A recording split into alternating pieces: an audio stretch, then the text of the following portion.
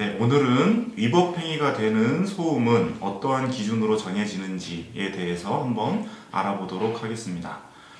민법에서는요, 토지 소유자가 매연, 열기체, 액체, 음향, 진동, 기타 이와 유사한 것으로 이웃 토지의 사용을 방해하거나 이웃 거주자의 생활에 고통을 주지 않도록 적당한 조치를 취해야 할 의무를 규정하고 있습니다.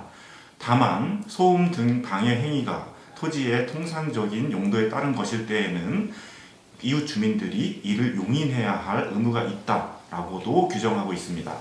그러므로 소음을 발생시키는 경우에 이웃에게 고통을 주지 않도록 최대한 조심해야 하지만 사회통념상 서로 참아야 할 한도 내에서 발생하는 소음의 경우에는 이웃끼리 서로 용인하고 참아야 한다는 그런 취지의 법입니다.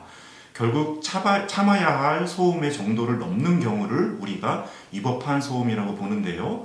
이는 어느 정도의 소음이 위법한지에 대해서는 각종 법규, 예를 들면 환경정책기본법 또는 소음진동관리법 등의 법규와 관련된 대법원 판례를 통해서 구체적인 사안마다 개별적으로 판단해 보아야 할 문제입니다. 대법원은 위법한 소음이 어떤 것인지에 대한 기준을 제시하고 있습니다. 침해되는 권리나 이익의 성질과 침해의 정도 뿐만 아니라 침해 행위가 갖는 공공성의 내용과 정도, 그 지역 환경의 특수성, 공법적인 규제에 의하여 확보하려는 환경 기준, 침해를 방지 또는 경감시키거나 손해를 회피할 방안의 유무 및 그 난이도 정도 등 여러 사정을 고려해서 종합적으로 구체적 사건에 따라 개별적으로 결정하여야 한다라고 대법원은 보고 있습니다.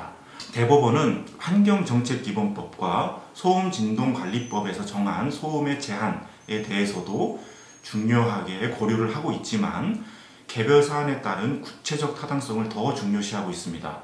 따라서 방금 제가 말씀드린 여러 가지 요소들을 종합적으로 고려해서 위법한 소음인지 여부를 대법원은 판단을 하고 있습니다. 구체적인 예를 하나 들어보겠습니다.